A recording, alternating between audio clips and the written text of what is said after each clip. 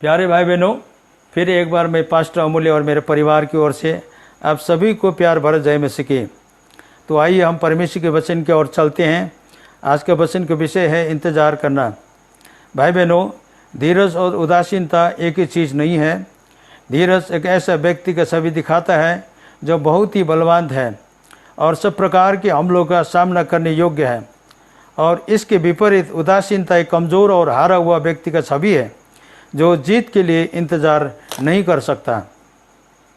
तो भाई बहनों, इस संदर्भ में हबक्कूक के पुस्तक 2 अध्याय के 1 से 3 पद तक पढ़ते हैं। लिखा है, मैं अपने पहरे पर खड़ा रहूँगा और गुम्बद पर चढ़कर खड़ा रहूँगा, ताकता रहूँगा कि मुझसे वो क्या कहेगा। अपने दिए हुए उल्हाना के विषय उत्तर क्या है। यहोवा ने मुझसे कहा, दर्शन की बातें लिख दे, वरन पट्टियों पर साफ साफ लिख दे कि दौड़ते हुए भी वो सहज से पड़े जाएं, क्योंकि इस दर्शन की बात नियत समय में पूरी होने वाली है।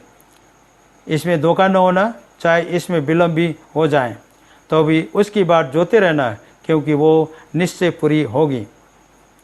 भाई बहनों, ये ईसवी पूर्व 7वीं शताब्दी के लगभग अंत में हबक्कूक के वचन लिखे गए थे, जब बेबीलोनियों का साम्राज्य सत्ता में था।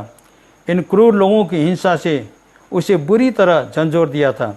इसलिए वो परमेश्वर से पूछता है, फिर तू विश्वासघातियों को क्यों देखता रहता है और दुष्ट निर्दोष को निगल जाता है, तब तू क्यों चुपचाप रहता है। इसी के 2 अध्याय के 3 पद में इस तरह से परमेश्वर के जवाब में लिखा गया है, और परमेश्वर अपना ठहराए हुए समय में कार्रवाई करेगा और इस बीच धर्मी अपने विश्वास के द्वारा जीवित रहेगा। आज का दुनिया की अवस्था भी ठीक इसी तरह के हैं, जिससे दुनिया को हिला के रख दिया है। कोरोना वायरस के महामारी से बड़े बड़े नेता लोग, विद्वान लोग, धनवान लोग, बलवान लोग, वैज्ञानिक लोग और धर्म के अगुवे सबके सब इसके आगे पस्त हैं। इससे छुटकारा पाने के लिए एड़ी चोटी का दम लगा रहे हैं, फिर भी सब का सब असमंजस में पड़े हुए हैं। ऐसे में प्रभु यीशु मसीह के संतगण भी इससे छुटकारा पाने के लिए दिन रात प्रार्थना और उपवास में लगे रहे हैं। मुझे पता चला है कि एक ऐसा प्रार्थना करने वाला झुंड, ग्रुप उपवास प्रार्थना में लगे हुए हैं, और आज उस 80 से ज़्यादा दिन पार हुए हैं और लगातार प्रार्थना में लगे पड़े हैं। और ये प्रार्थना के योद्धाओं को परमेश्वर का उत्तर का इंतज़ार है। यह हमें बहुत बड़ा हौसला प्रदान करता है। इस खतरों के बीच ये भी खबर आया है कि ख्रिस्ट विरोधी उसके विश्वासी के ऊपर सताव करने शुरू कर दिए हैं। पिछले ही महीना उड़ीसा में एक 17 वर्ष के विश्वासी लड़का को काट के टुकड़े टुकड़े करके गाड़ दिया। ये चारों तरफ से विश्वासियों के अनेक दुख, तकलीफ और थका देने वाली बातें दिन प्रतिदिन हमारे सामने आ रही है, और विश्वासी लोग खुद से पूछ रहे हैं कि ये सब कब तक होगा, और प्रभु से पूछ रहे हैं कि ये सब उपद्रव, महामारी और संकट कब तक। परमेश्वर के उत्तर के लिए आशा के साथ, विश्वास के साथ इंतजार कर रहे हैं।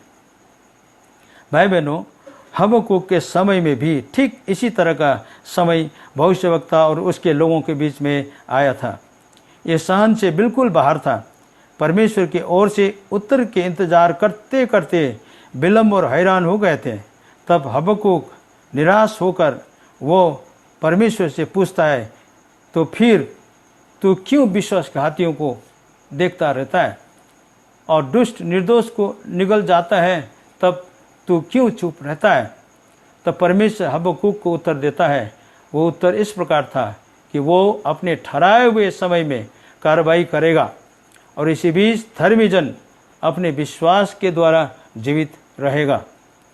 भाई बहनों, हमें समझ लेना चाहिए कि हमें परमेश्वर के ठहराए हुए समय तक इंतजार करना चाहिए।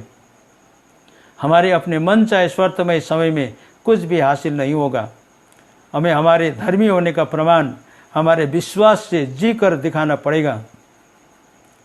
यह हमें और मजबूत करेगा जब हम इस तरह से जीते हैं। तो परमेश्वर के उत्तर के इंतजार में जब उसके उत्तर के इंतज़ार की घड़ी में हम रहते हैं तो परमेश्वर हमें उसके महान महिमित चकित करने वाला स्थान तक पहुंचाएगा।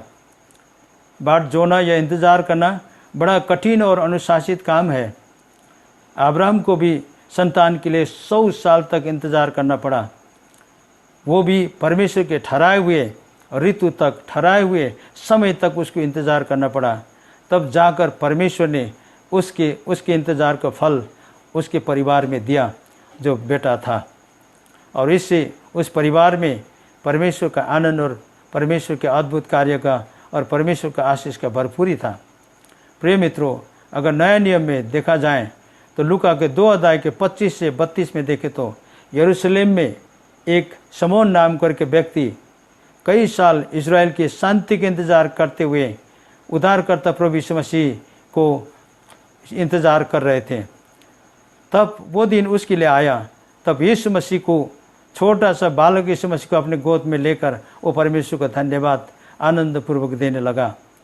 और एक स्त्री जिसका नाम हन्ना, वो 84 वर्ष की थी, वो भविष्यवक्तिनी थी, वो भी इसी बात के इंतज़ार में थे और उसने भी प्रभु यीशु मसीह को देखा और आनंदित हुई। ठीक इसी तरह से परमेश्वर के लोगों ने भी कई बातों के लिए प्रार्थना करके जटिल से जटिल समय में समस्या को हल इंतज़ार के द्वारा परमेश्वर के ठहराए हुए समय पर उत्तर के रूप में पाया है। कहते हैं ना, इंतज़ार का घड़ी मीठा होता है।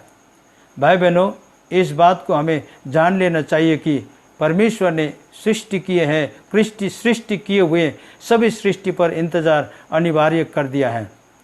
सबको अपने लक्ष्य हासिल करने के लिए इंतज़ार करना आवश्यक है। इंतज़ार करना आवश्यक अनिवार्य है ताकि सब चीज़ ठहराए हुए समय पर ही हो। उदाहरण के तौर पर सुबह के लिए रात बीतने के इंतज़ार, बालक को बड़े होने के इंतज़ार, शादी के बाद संतान होने के इंतज़ार, खेत में बीज बोकर अनाज उगने और पकने और कटने के इंतज़ार, सारे आशीष सफलताएं एवं उन्नति प्रगति ठहराए हुए समय यानी कि इंतज़ार के द्वारा ही निश्चित किया गया है। इसका मतलब विलम्ब होना या समय लगना है। इसलिए हबक्कुक 2 अध्याय के 3 में परमेश्वर कहता है कि चाहे इसमें विलम्ब हो या देरी भी हो सकता है तो भी उसके लिए बाट जोते रहना है, मतलब इंतज़ार करते रहना है। यशायाह 40 अध्याय के 31 में लिखा है, परंतु जो यहोवा की बाट जोते हैं वो नया बल प्राप्त करते जाएंगे और उकाब के समान उड़ेंगे, दौड़ेंगे और श्रमिक न होंगे, चलेंगे और थकित न होंगे। भाई बहनों, क्या आपको आज के इस वर्तमान स्थिति ने झंझोर कर रख दिया है? आप निराश, उदास और व्याकुल हैं? क्या आप ये प्रश्न कर रहे हैं कि ये कब तक रहेगा? इस पीड़ाओं, इस संकट में और इस प्रकार की समस्याएं का जो हल कब होगा? जब इन सारी बातों का उत्तर नहीं मिल रहा हो तब हमारे लिए अपने विश्वास से जीने का चुनौती हमारे सामने है। यह हमारे विश्वास की जांच है। परमेश्वर कहता है कि इसी बीच धर्मी अपने विश्वास से जिएगा। भाई बहनों, परमेश्वर अपने प्रतिज्ञाओं में सदा पक्का है और हमारे सभी शत्रुओं को जो हमें दुख और तकलीफ और मुसीबत में डालते हैं उन पर परमेश्वर अपने ठहराए हुए समय में कार्रवाई करेगा और हमें छुटकारे का आनंद से भर देगा।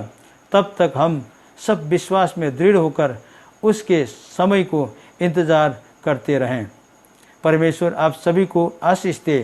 आइए हम सब आशीर्वाद के साथ आज इस वचन को समाप्त करते हैं। अब परमेश्वर पिता का प्रेम, प्रभु यीशु मसीह का अनुग्रह, शांति और पवित्र आत्मा का संभाव्यता हम सबों के साथ आज से लेकर सदा सर्वदा बनी रहे। आमीन।